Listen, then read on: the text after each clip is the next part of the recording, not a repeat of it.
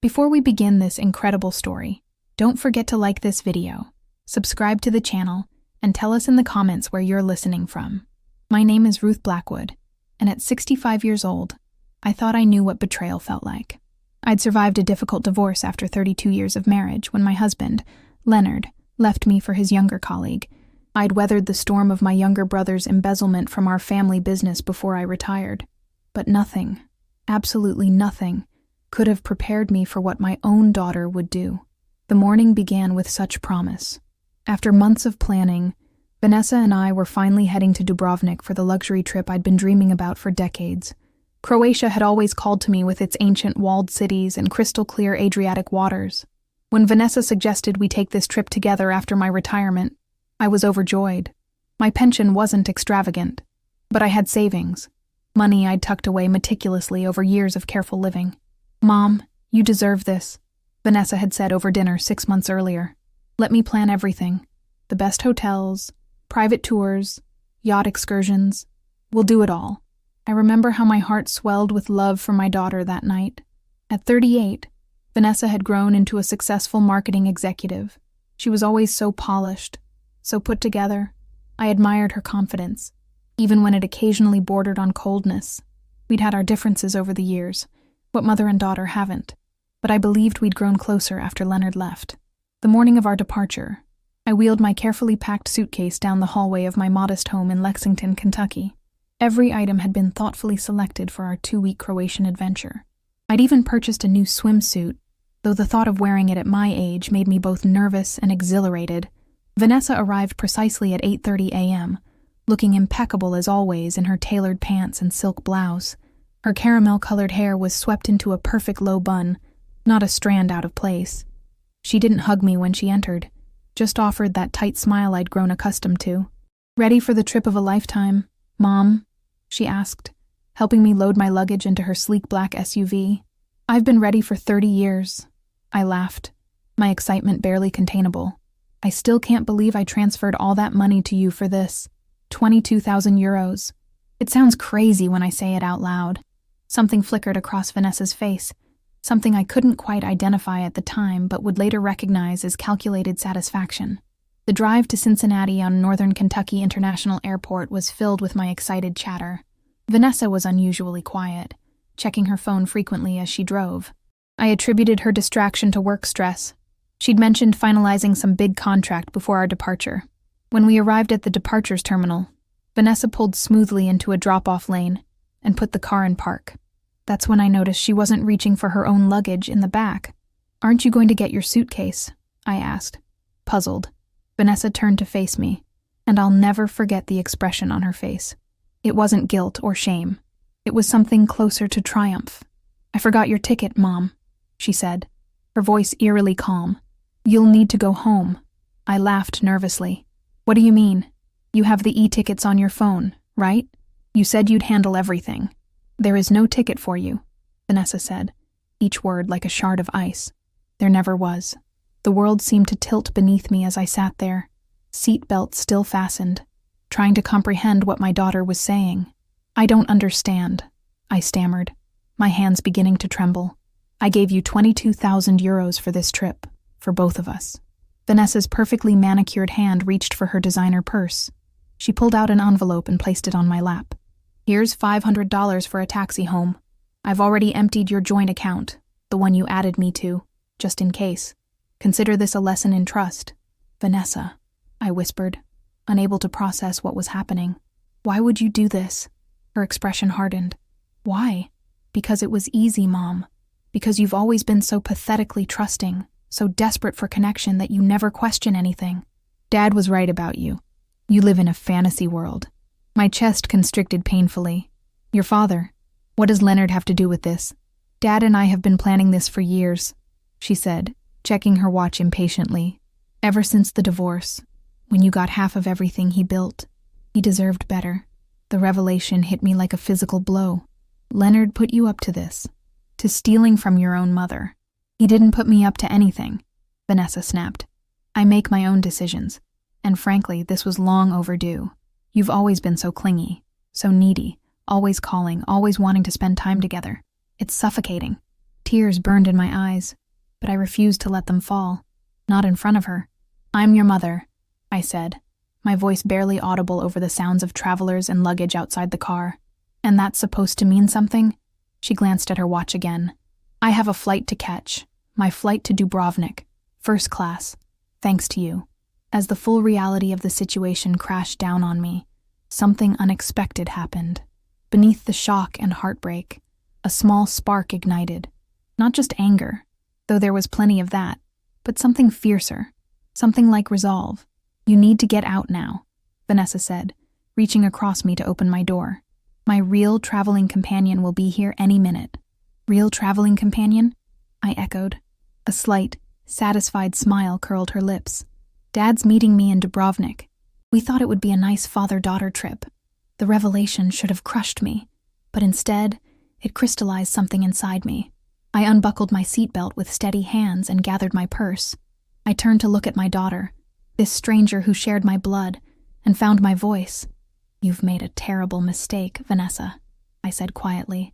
"Not because you've stolen from me, but because you've underestimated me."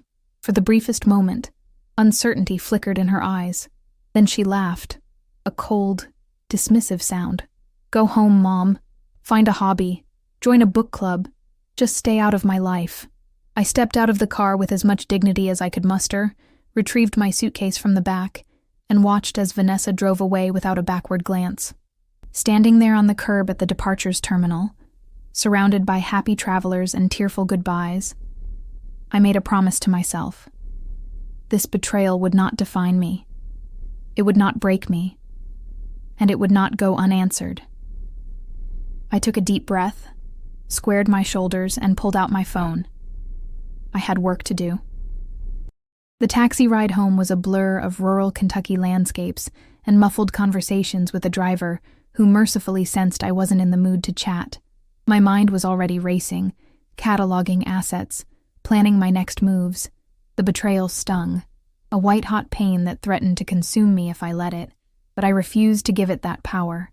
By the time I returned home, I had made 3 phone calls, one to my bank to report fraud, one to my lawyer, and one to my old friend Patricia Moreland, who had retired from her position as a private investigator just a year before me.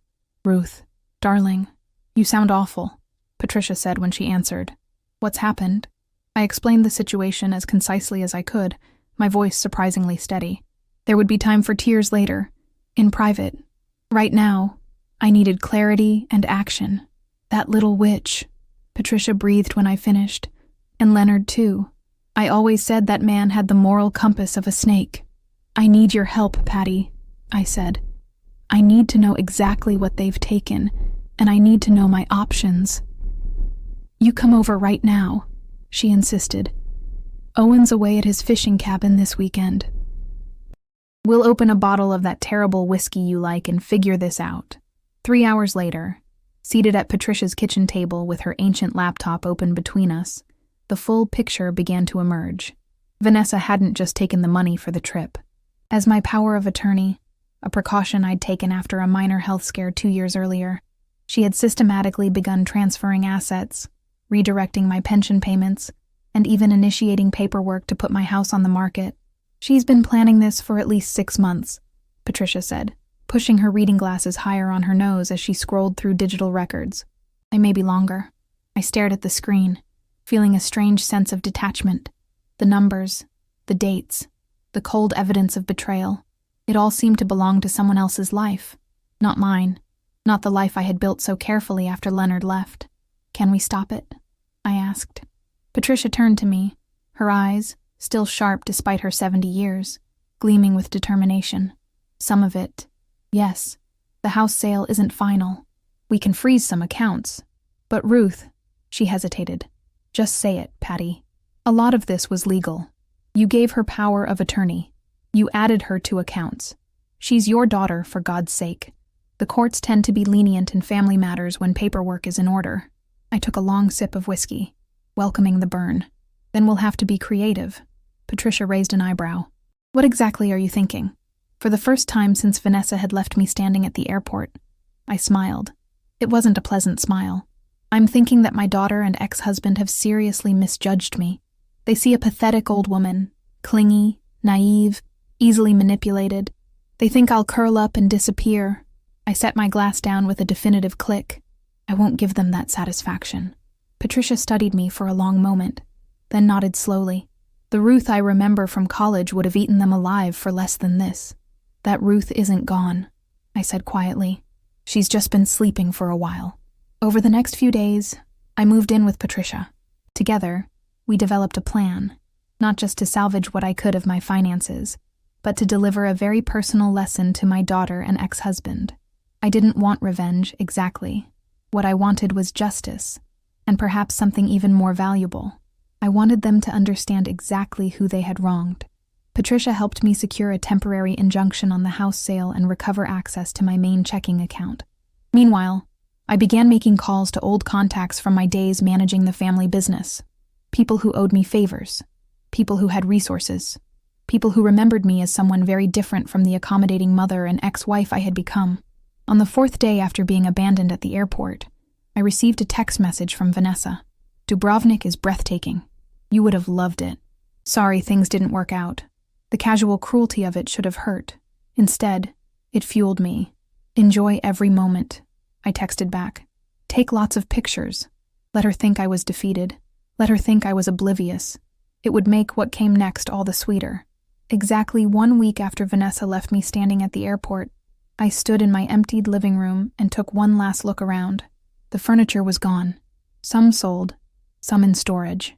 The walls were bare except for faint rectangles where family photos had once hung.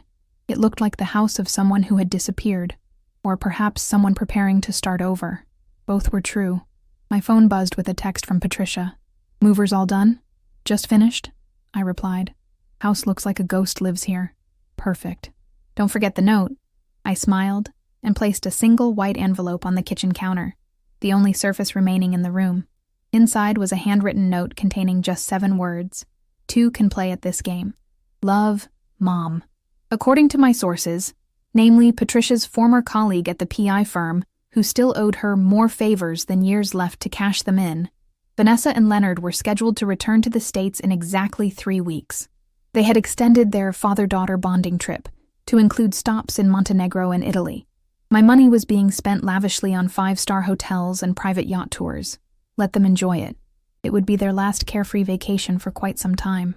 I locked the front door of my house for the final time and slipped the key into my pocket. The "For Sale" sign had been removed from the front yard days ago, after my lawyer had successfully challenged Vanessa's authority to sell the property without my explicit consent. The house wasn't on the market anymore, at least, not through any conventional channels. Patricia was waiting in her sensible blue sedan at the curb. Ready for phase 2? She asked as I slid into the passenger seat. As ready as I'll ever be, I replied, fastening my seatbelt. We drove in comfortable silence for a while, the Kentucky countryside rolling past our windows. Eventually, Patricia spoke. You know, most people would just sue them. I smiled faintly. I'm not most people. No, she agreed. You certainly aren't. You never were. Even back in college. Remember when those boys from Sigma Chi stole our mascot before the big game? I laughed. A real laugh. The first in days. And we retaliated by redecorating their house with 300 rolls of toilet paper and a strategic application of maple syrup on every doorknob.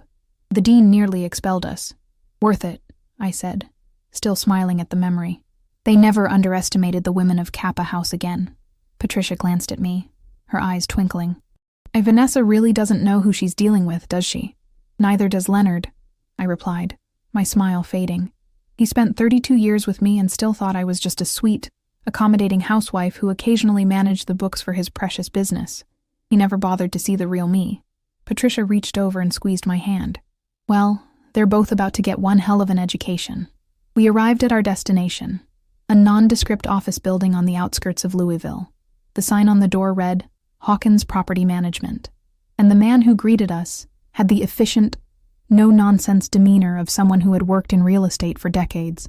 Mrs. Blackwood, he said, extending his hand.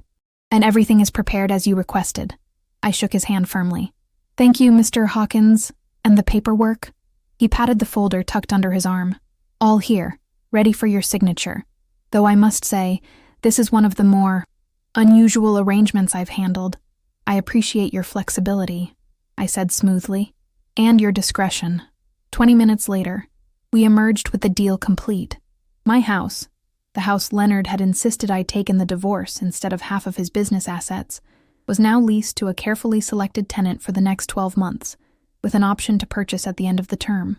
The lease had been signed and notarized, with the first 6 months, rent paid in advance directly to a newly established account in my name only. One down, Patricia said as we walked back to her car. What's next on the agenda? I checked my watch, a vintage Cartier that had belonged to my mother, one of the few valuable possessions I hadn't sold or put in storage. Next, we have an appointment with your friend at the cell phone company. Patricia grinned. Ah, yes. Operation Ghost Phone. By nightfall, my primary cell phone, the one Vanessa had been texting, would continue to receive and automatically respond to messages with carefully crafted replies, giving the impression I was at home, perhaps a bit subdued, but carrying on with my life. Meanwhile, my actual communications would be conducted through a new phone with a number known only to Patricia and a select few others. As we drove toward our next appointment, I felt a curious sense of lightness. The pain of betrayal was still there, a dull ache beneath my breastbone, but it was now accompanied by something else, a sense of purpose, of reclaiming control. For too long, I had defined myself by my relationships. Leonard's wife, Vanessa's mother.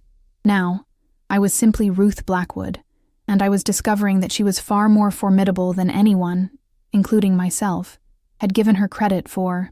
You know, I said to Patricia as Louisville's skyline came into view, I think this might actually be the beginning of something rather than the end. Patricia nodded, a knowing smile playing at her lips. The best revenge isn't just getting even, Ruth. It's living well, on your own terms. I'll drink to that, I replied, right after we finished setting our trap. The next 3 weeks passed in a whirlwind of activity. With Patricia's help and the assistance of several strategically chosen allies, I systematically reconstructed my life on my own terms. We rented a modest but elegant apartment in Nashville and Tennessee, far enough from Lexington to provide a clean break, but close enough to maintain connections with the network we were building. My financial situation, while not as robust as before Vanessa's theft, was stabilizing. The lawyer had managed to recover approximately 30% of what had been taken, which, combined with the advance rent from my house and the sale of possessions I no longer wanted, gave me enough to start over comfortably. But money was only part of my plan. The real satisfaction would come from what happened next. On a warm Tuesday afternoon, exactly 1 month after the airport incident, Patricia and I sat in her car outside the Louisville International Airport, watching the arrivals terminal. Flight from Rome landed 10 minutes ago, Patricia said, checking her phone. They should be coming through customs soon. I nodded, surprisingly calm despite the significance of the moment. And Owen's in position. Texted 5 minutes ago. He's got eyes on the baggage claim. Owen was Patricia's husband, a retired police detective with a fondness for spy novels and a genuine talent for surveillance.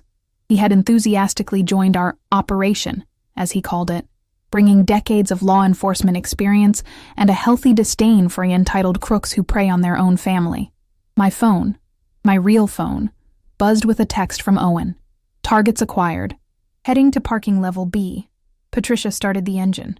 Showtime. We didn't need to follow them. We already knew where they were going. Leonard's silver Mercedes was parked exactly where he always parked it when traveling. Level B, Section 4, as creatures of habit often do. What he didn't know was that in the month they'd been gone, the security camera covering that section had been upgraded to a model with exceptional clarity and recording capabilities, courtesy of a security consultant who had once worked with Patricia and owed her a favor. Every movement, every word, every reaction would be captured in high definition. We parked in a spot with a clear view of Leonard's car, just as Owen texted again, 2 minutes out. Nervous? Patricia asked, studying my face. I considered the question seriously. No, I replied after a moment. I'm ready for this to begin. And then, there they were. Leonard, still handsome at 68, his silver hair perfectly styled even after a transatlantic flight. He walked with the confident stride of a man who believed the world existed to accommodate him. Beside him, Vanessa rolled her designer luggage, looking tanned and relaxed in expensive travel clothes. They were laughing about something as they approached the car. The sight of their easy camaraderie, built, perhaps, on a shared contempt for me, sent a brief pang through my chest. I pushed it aside. This wasn't about hurt feelings anymore. This was about consequences. Leonard clicked his key fob, and the Mercedes beeped in response. As they loaded their luggage into the trunk, I nodded to Patricia, who sent a pre-composed text. In the distance, I saw Vanessa pull out her phone, glance at the screen, and freeze. She said something to Leonard, who took the phone from her hand. His relaxed posture stiffened immediately. "What did you send?" Patricia whispered, though there was no chance of them hearing us. 37 missed calls, I replied, and a text that reads, "Emergency, house empty, everything gone, where are you?" We watched as Leonard and Vanessa had an animated discussion, gesturing toward the phone.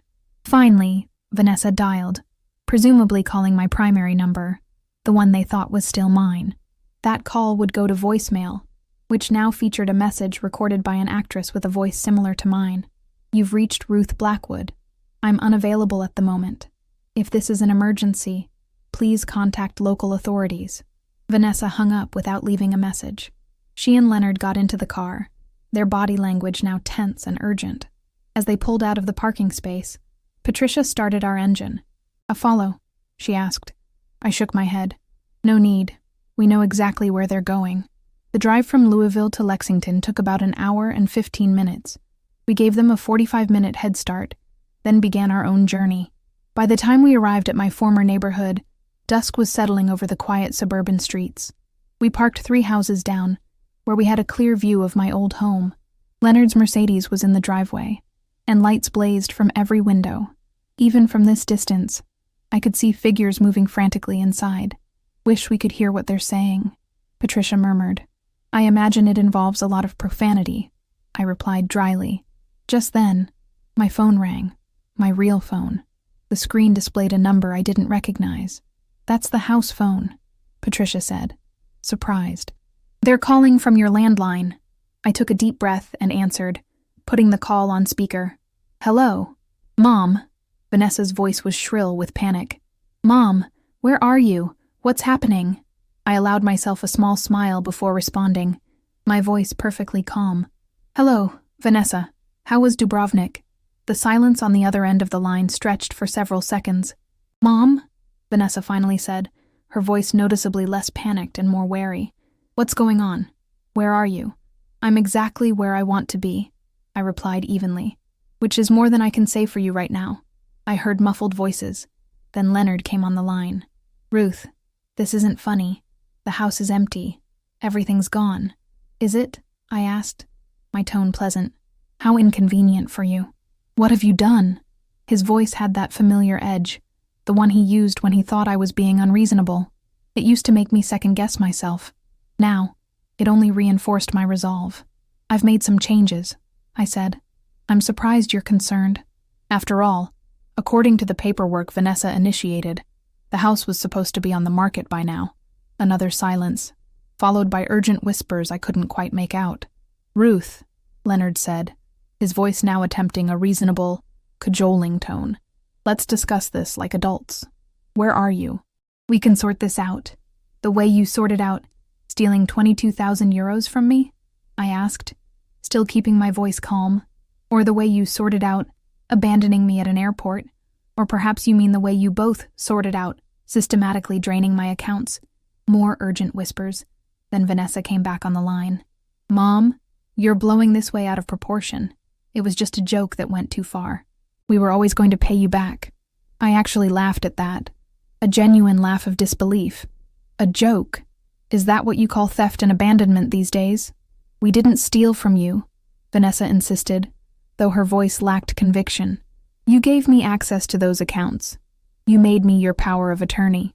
"Yes, I did," I agreed, "because I trusted you. That was my mistake, one I won't be repeating." From our vantage point down the street, I could see more activity in the house.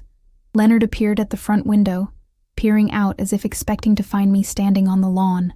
"Look," Vanessa said, her voice taking on that patronizing tone she'd perfected over the years. "I understand you're upset, but this reaction is extreme. You've emptied the entire house. Where are you even staying? What are you going to do?" I'm doing exactly what you suggested at the airport, I replied. Finding a hobby, joining a book club, staying out of your life. Mom. Oh, and one more thing, I continued, as if she hadn't spoken. You should know that you're currently trespassing. What? Leonard's voice again, sharp with disbelief. This is Ruth's house. Your house, he corrected quickly. It was, I agreed. Now it's leased to a lovely family who will be arriving tomorrow morning. They've paid 6 months in advance, and they have a very valid, very legal contract. The police take a dim view of people breaking into leased properties. You're lying, Vanessa said flatly. You couldn't have leased the house that quickly. Check the kitchen counter, I suggested. And there should be a copy of the lease agreement, along with a note I left for you. I heard footsteps, then the rustle of paper. This can't be legal, Leonard muttered, presumably reading the document. You can't just... I can, and I did, I interrupted. But now, I suggest you both leave before I call the police and report intruders at my tenant's residence. Where are we supposed to go? Vanessa demanded, a note of genuine panic returning to her voice. All our things are in storage units in Miami. I hear Dubrovnik is lovely this time of year, I replied coolly. You've already spent enough of my money there to qualify for residency. Ruth, be reasonable, Leonard began. I've been reasonable for 32 years, I said, my voice finally hardening. I was reasonable when you left me for a woman half my age. I was reasonable when you manipulated the divorce settlement to keep the business assets. I was reasonable when I welcomed Vanessa back into my life after she sided with you during the divorce. And look where reasonableness got me. So what do you want? Leonard demanded. Money. Is that it? How much will it take for you to stop this nonsense? I don't want your money, Leonard, I said quietly. I want justice, and I want you both to understand exactly who you're dealing with. With that, I ended the call and turned to Patricia, who was watching me with a mixture of awe and concern. You okay? She asked softly. I took a deep breath, surprised to find that I was... The confrontation I'd been anticipating for weeks had gone exactly as planned, and yet I felt no triumph, no savage satisfaction, just a calm certainty that I was finally taking control of my own narrative. I'm fine, I said, but we should go. They'll be coming out soon, and I'd rather not be spotted. As if on cue, the front door of my former home flew open, and Leonard stormed out, followed by Vanessa. They stood in the driveway, gesticulating wildly as they continued what appeared to be a heated argument. Even from a distance, I could see the frustration and anger in their body language. Think they'll call the police? Patricia asked as we prepared to leave. I shook my head. And tell them what? That they can't break into a house they don't own. That their victim didn't roll over and play dead as expected. I started the car. No, they'll regroup and plan their next move, which is exactly what I'm counting on. As we drove away, leaving Leonard and Vanessa to their crisis, Patricia glanced at me curiously. This isn't over, is it? Not by a long shot, I confirmed. That was just the opening salvo. What's phase 3? I smiled. A genuine smile that reached my eyes. Establishing my new life. Loudly and publicly. Because the best revenge wasn't just getting even. It was thriving in plain sight, where they would be forced to witness it. The Nashville apartment quickly became home. It was smaller than my house in Lexington, but every inch of it reflected my choices, my tastes, my new beginning. I furnished it with pieces I truly loved, rather than items accumulated over decades of compromises. The walls featured art I'd always admired, but Leonard had dismissed as too modern or too colorful. The bookshelves held volumes I wanted to read, not the leather-bound classics Leonard insisted on displaying for appearances. For the first time in years, perhaps decades, I was creating a space that was entirely mine, but the apartment was just the physical manifestation of my transformation. The real work was happening elsewhere. 2 weeks after the confrontation at my former home, I sat in the office of Jeremy Walsh, a financial advisor Patricia had introduced me to. At 72, Jeremy had technically retired 5 years earlier, but continued to work with a select group of clients, mostly women in transition after divorce or widowhood. Your situation is unusual, he said, reviewing the documents spread across his desk. But not irreparable. Define irreparable, I said, leaning forward. Jeremy smiled, his eyes crinkling behind wire-rimmed glasses. You've lost money, certainly. The funds your daughter and ex-husband appropriated, approximately $68,000 in total, may never be fully recovered, despite your lawyer's best efforts. I nodded. The amount still stung, but I'd made my peace with it. And the rest?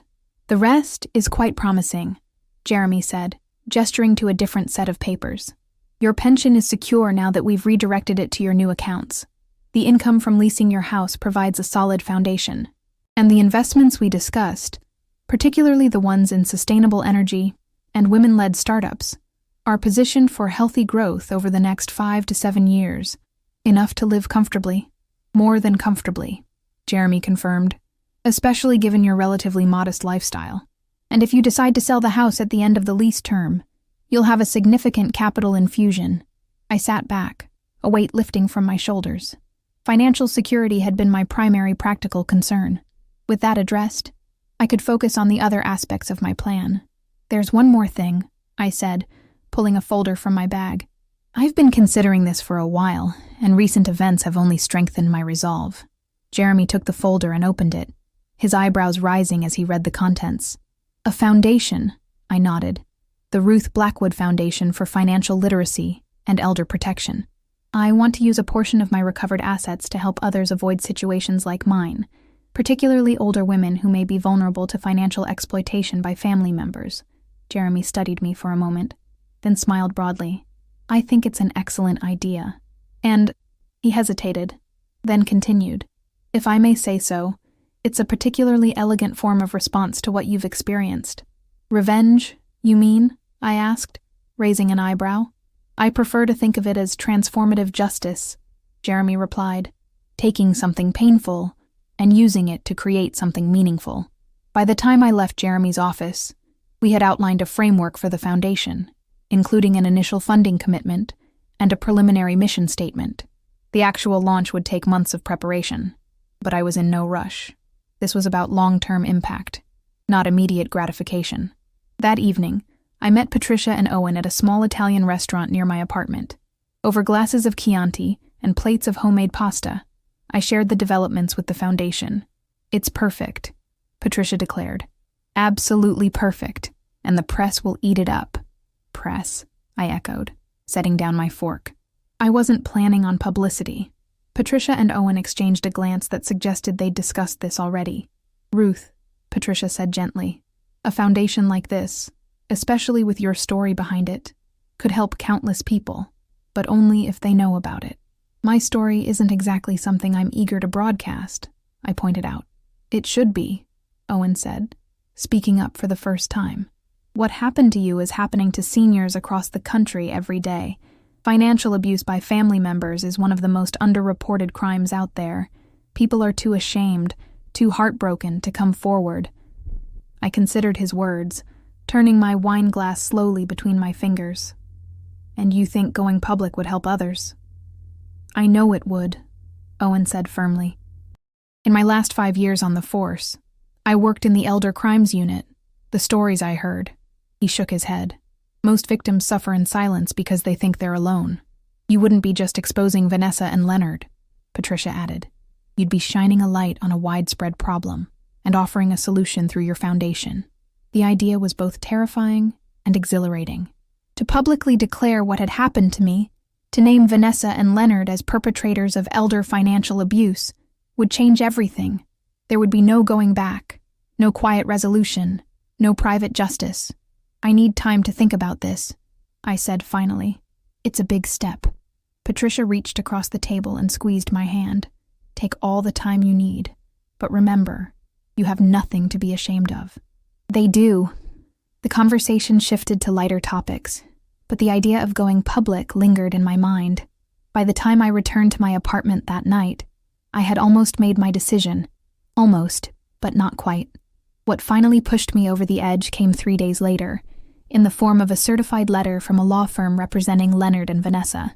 The language was formal, clinical, threatening, demanding the return of personal property unlawfully removed from my former residence, and insinuating that I had acted with malice and forethought to cause emotional distress to my daughter and ex-husband. The irony might have been laughable if it weren't so infuriating. I called my lawyer immediately, forwarded the letter, and then made one more call, to Patricia. "I'm ready," I told her without preamble. "Let's go public." Patricia, to her credit, didn't waste time asking if I was sure. She knew me well enough to understand I didn't make such decisions lightly. "I'll set up a meeting with Elaine Carter," she said. "She's the best investigative reporter in the region, and she specializes in stories about financial exploitation." 2 days later, I sat across from Elaine in a quiet corner of a downtown Nashville cafe. She was younger than I expected, perhaps in her early 40s, with sharp eyes and a no-nonsense demeanor that immediately put me at ease. "Mrs. Blackwood," she said, after we'd exchanged pleasantries. "Before we begin, I want you to understand what you're getting into. Once your story goes public, there's no taking it back. Are you prepared for the potential backlash, for the scrutiny, for the possibility that your daughter and ex-husband will escalate their legal threats?" I appreciated her directness.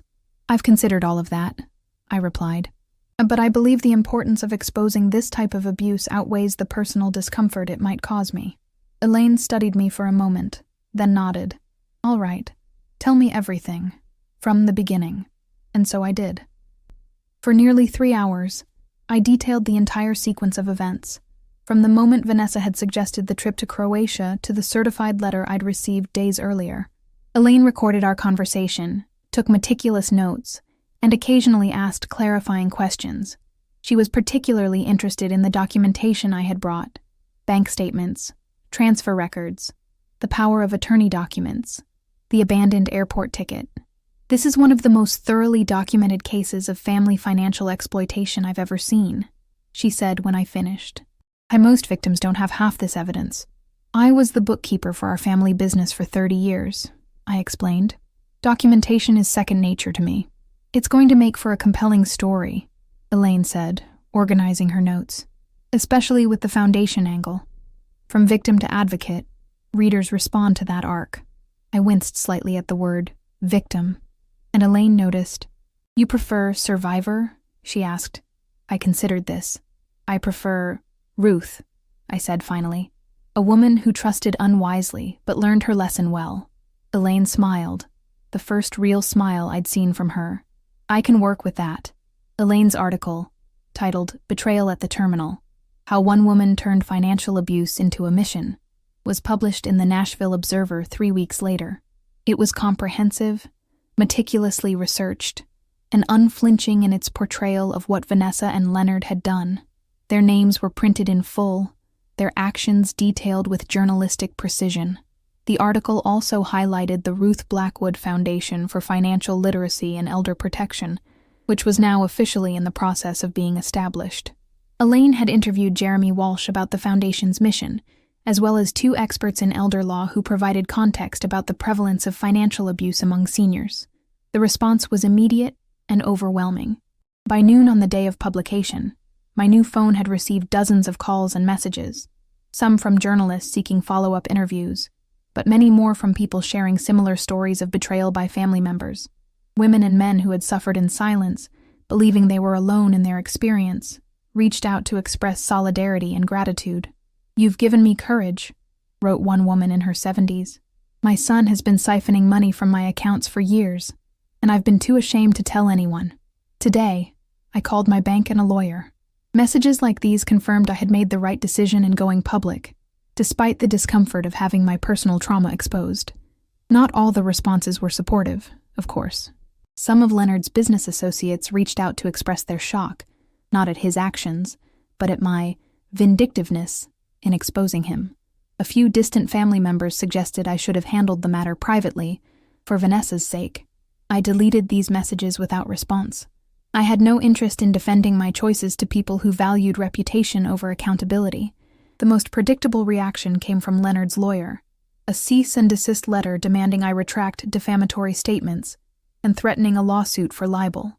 My own lawyer responded with a brief, pointed reminder that truth is an absolute defense against libel claims, along with copies of the extensive documentation supporting every allegation in the article. We didn't hear from Leonard's legal team again. Vanessa's response was more direct. 3 days after the article was published, as I was leaving a meeting with the Foundation's newly formed advisory board, I found her waiting beside my car in the parking garage. She looked terrible, her typically immaculate appearance disheveled, dark circles under her eyes, her posture rigid with tension. For a moment, despite everything, maternal concern flickered within me. Then I remembered the airport, her cold smile as she drove away, and my heart hardened again. "What are you doing here, Vanessa?" I asked, keeping my distance. Patricia had insisted I carry pepper spray after the article was published, and my hand instinctively moved toward my purse. "How could you?" she demanded, her voice trembling with what sounded like genuine distress. "How could you do this to me? To us?" The audacity of her question was so breathtaking that for a moment I couldn't speak. When I found my voice, it was steady and cold. "How could I? That's what you want to ask me. Not, how could I steal from my mother? Or, how could I abandon her at an airport? Or, how could I betray her trust? You've ruined everything," Vanessa cried, stepping toward me. "Dad's business partners are distancing themselves. My clients are dropping me. People are looking at us like we're monsters. Actions have consequences." I replied simply. "I learned that lesson. Now it's your turn." "This isn't fair," she insisted. "We were going to pay you back. It was just supposed to be a lesson, to show you that you can't be so trusting, so naive." I studied my daughter, truly seeing her perhaps for the first time. The beautiful, successful woman I had been so proud of was revealing herself to be petulant, entitled, devoid of empathy. "A lesson," I repeated quietly. "Well, I've certainly learned mine, and now you're learning yours." "Mom, please," Vanessa said, her tone shifting to something more pleading. "We can fix this. We can make it right. Just tell the newspaper it was all a misunderstanding. Say you exaggerated because you were upset."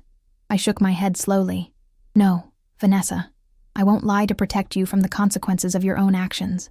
Not anymore." "Then what do you want?" she demanded, frustration breaking through again. "Money? We'll pay you back double what we took. Triple." "I don't want your money," I said. "I want you to understand what you did. I want you to feel genuine remorse, not for getting caught, but for the pain you caused. I want you to make amends, not because it will salvage your reputation, but because it's the right thing to do." Vanessa stared at me, seemingly at a loss for words. "When you're ready to have that conversation," I continued, "you know how to reach me. Until then, I have nothing more to say to you." I walked past her to my car, my heart pounding but my steps steady. As I unlocked the door, Vanessa called after me. "This isn't over, Mom." I turned to face her one last time. "No," I agreed, "it isn't. But the next chapter is mine to write, not yours."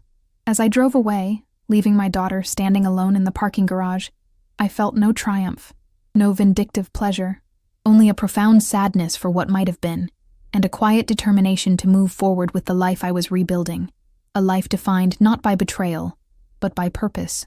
6 months after the article was published, the Ruth Blackwood Foundation for Financial Literacy and Elder Protection held its official launch event at a hotel ballroom in downtown Nashville.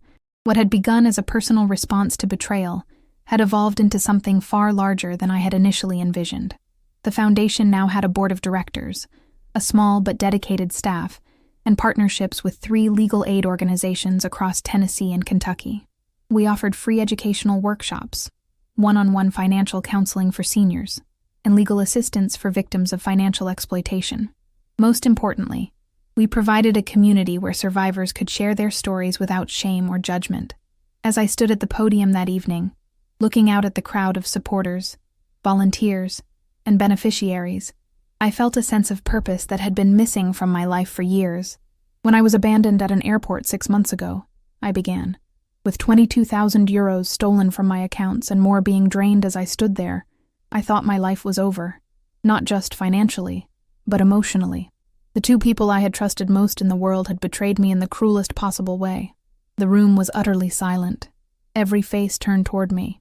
And what I didn't realize then, what I couldn't have known, was that this devastating moment would become the catalyst for the most meaningful chapter of my life."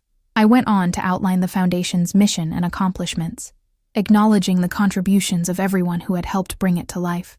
But the most powerful part of the evening came after my speech, when 3 other survivors took the stage to share their stories. Marjorie, an 82-year-old widow, whose nephew had systematically emptied her savings under the guise of managing her finances. Robert, a 70-year-old retired teacher whose daughter had convinced him to sign over his house, then promptly evicted him. Eleanor, 68, whose son had stolen her identity to take out multiple loans in her name, destroying her credit and leaving her with crushing debt.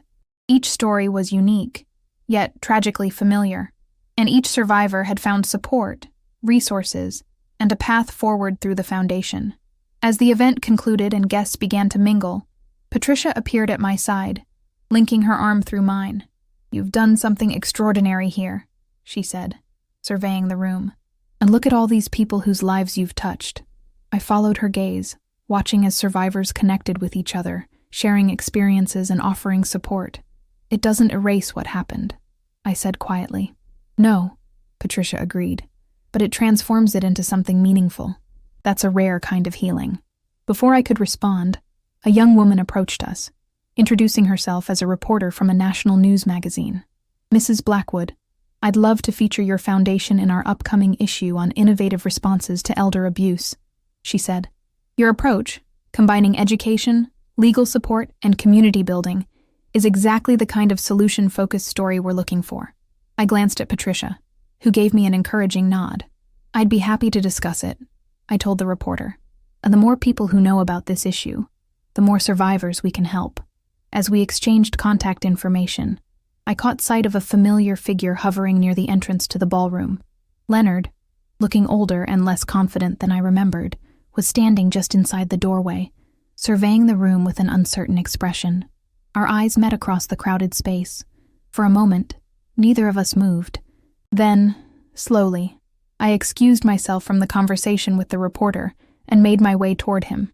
"I didn't expect to see you here," I said when I reached him, keeping my voice neutral. Leonard shifted uncomfortably. "I wasn't sure I'd be welcome. That depends on why you came." He looked around at the event banners, the informational displays, the clusters of people engaged in animated conversation. "I've been following what you're doing with the foundation," he said finally. "It's impressive." I waited, saying nothing. "I wanted to see it for myself," he continued, "and I wanted to tell you." He paused, seeming to struggle with the words. "I'm sorry, Ruth. Not just for what happened with Dubrovnik, but for a lot of things. Years of things." I studied his face, looking for signs of insincerity or manipulation. I found none, only the weariness of a man finally confronting the consequences of his choices. "Is Vanessa with you?" I asked. Leonard shook his head. "We're not. We haven't been speaking much lately. She blames me for the idea. I blame her for the execution. It's been a mess. That's not my concern," I said evenly. "No," he agreed. "It shouldn't be." He hesitated, then reached into his jacket pocket and withdrew an envelope. "This is for the foundation. It's not much, compared to what we took, but it's a start. I'm selling the business. When that's done, there will be more." I took the envelope without opening it. "Thank you. The foundation can put it to good use." An awkward silence fell between us. After 32 years of marriage and months of bitter conflict, we had arrived at this strange, muted moment of reckoning. "Would you like a tour?" I asked finally, gesturing toward the exhibits and information stations set up around the ballroom. "To see what your contribution will support?" Leonard looked surprised by the offer, then nodded. "I would, yes." As I led him through the event, explaining the foundation's various programs and introducing him to key staff members, I felt no anger, no resentment, only a calm sense of closure. Leonard was no longer the husband who had betrayed me or the adversary I had outmaneuvered. He was simply a man trying, belatedly, to make amends. By the end of the evening, as the last guests were departing and the hotel staff began clearing the room, Leonard and I stood near the exit. "Will you ever forgive us?" he asked quietly. "Vanessa and me." I considered the question carefully. "Forgiveness isn't something I can promise," I said finally, "but I can tell you this. What you both did led me here, to this work that gives my life meaning. In a strange way, I'm grateful for that." Leonard nodded slowly. "You always were stronger than I gave you credit for." "Yes," I agreed simply. I was. As he turned to leave, I called after him. "Leonard." He paused, looking back at me. "Tell Vanessa." I hesitated, searching for the right words. "Tell her the foundation has a program for perpetrators who want to make amends. If she's ever ready, there's a place for her in that conversation." Leonard's expression softened. "I'll tell her," he promised. "And Ruth, what you've built here, it's remarkable, truly." After he left, I remained in the empty ballroom for a few minutes, absorbing the events of the evening. 6 months ago, I had been a woman betrayed, stripped of savings and dignity, scrambling to rebuild my life. Now I stood surrounded by the evidence of transformation, not just my own, but the ripple effects that had touched hundreds of lives already. Patricia found me there, contemplating the foundation's banner still hanging above the stage. Leonard seemed genuinely contrite, she observed, having watched our interaction from a distance. "I think he was," I agreed. "And though it's easy to be sorry when you've lost status, business connections, and social standing."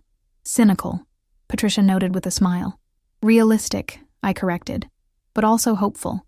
People can change when the cost of not changing becomes too high." "And Vanessa," I sighed. "That's a longer road, I think, but not necessarily an impossible one." As we walked out of the hotel into the cool Nashville evening, Patricia looped her arm through mine again. "So, what's next for Ruth Blackwood? Foundation Director and Advocate Extraordinaire?"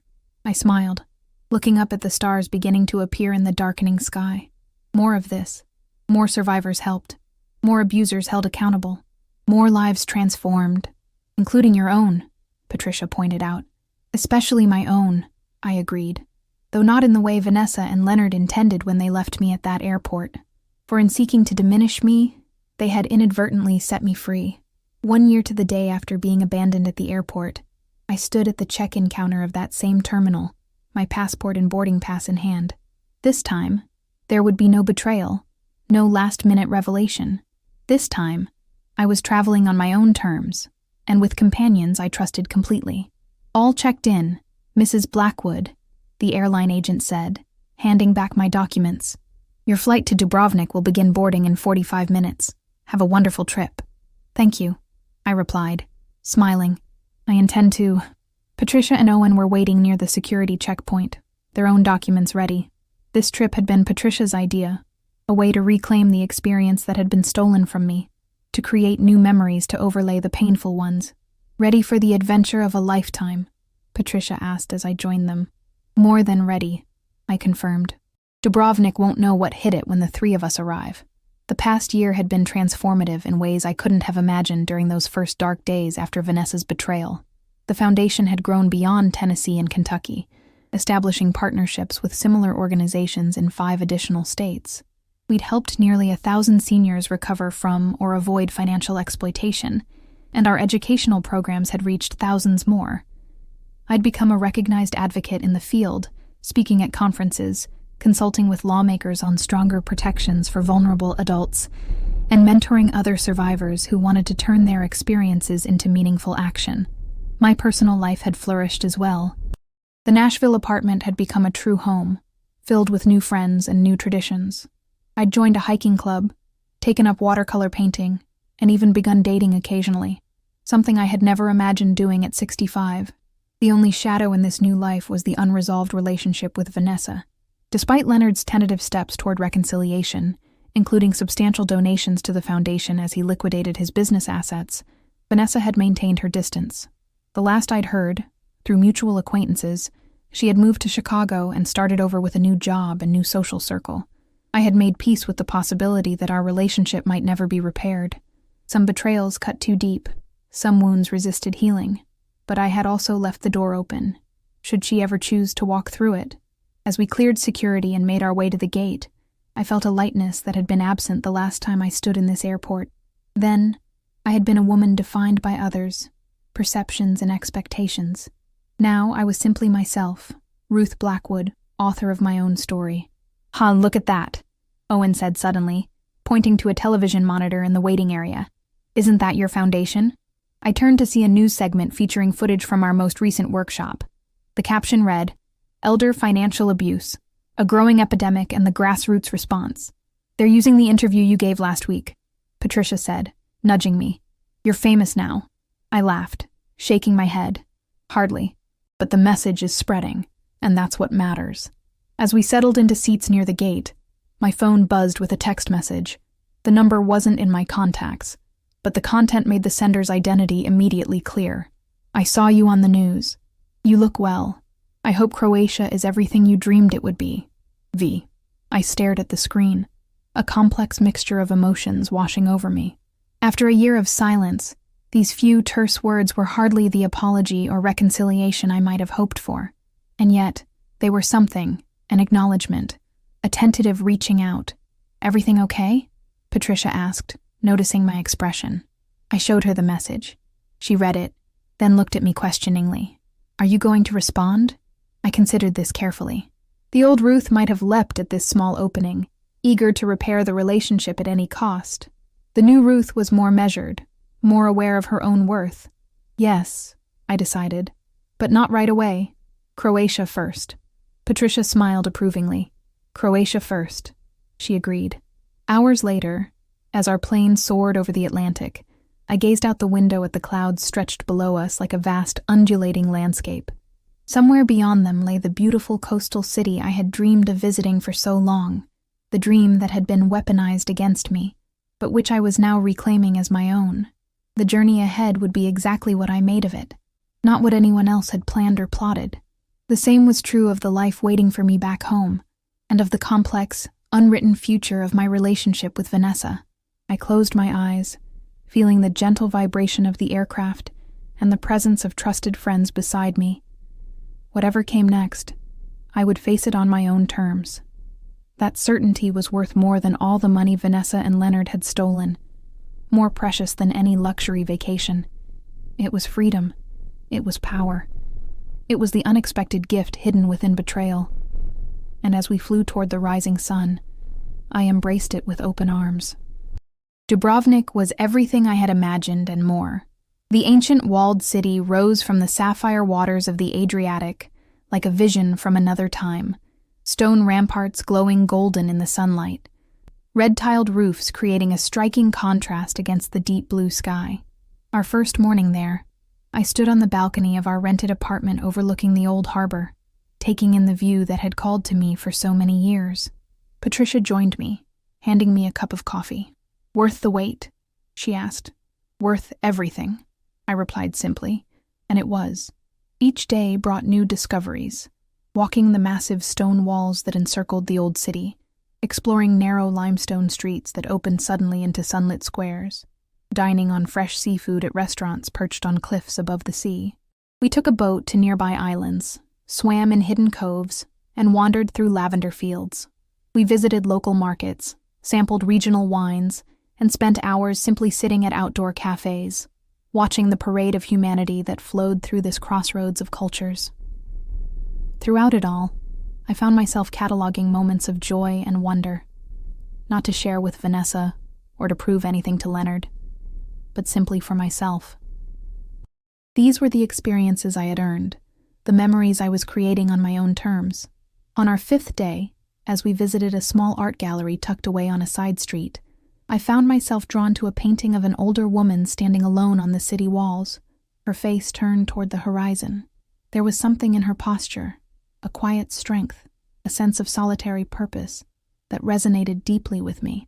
"It's called New Horizons," the gallery owner said, noting my interest. "The artist is local, a woman who began painting in her 60s after her husband died. She says it represents the courage to embrace the unknown." "It's beautiful," I said softly. "It reminds me of you," Patricia commented. That same quiet determination. I purchased the painting without hesitation, arranging to have it shipped to Nashville. It would be a permanent reminder of this journey, not just the physical travel, but the emotional distance I had covered in the past year. That evening, as we dined at a restaurant overlooking the harbor, I finally composed a response to Vanessa's text.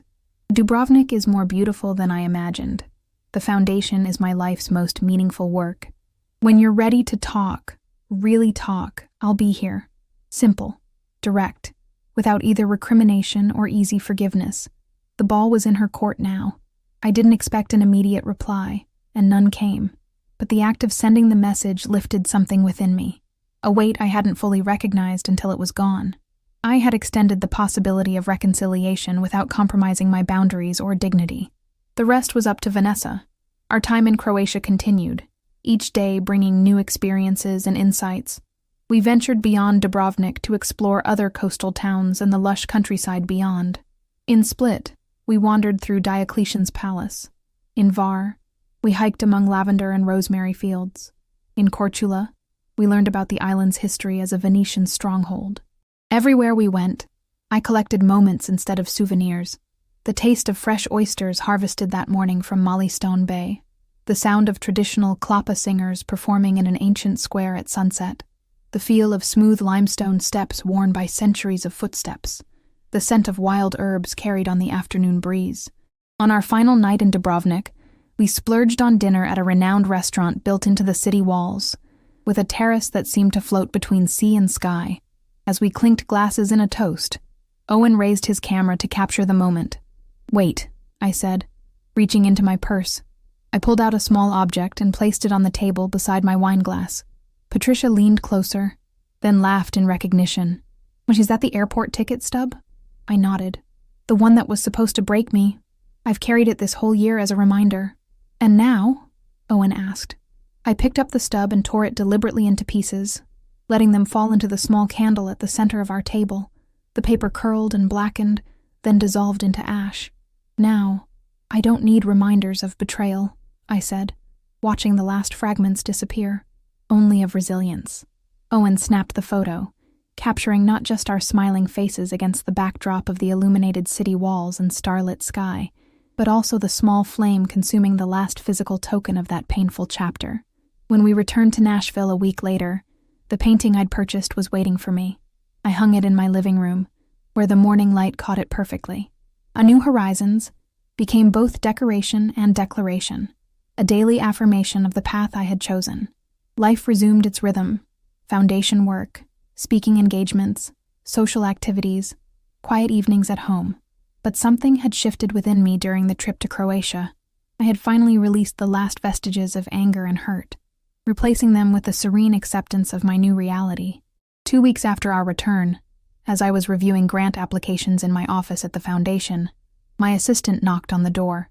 "There's someone here to see you," she said, her expression carefully neutral. "She doesn't have an appointment, but—" She hesitated. "She says she's your daughter."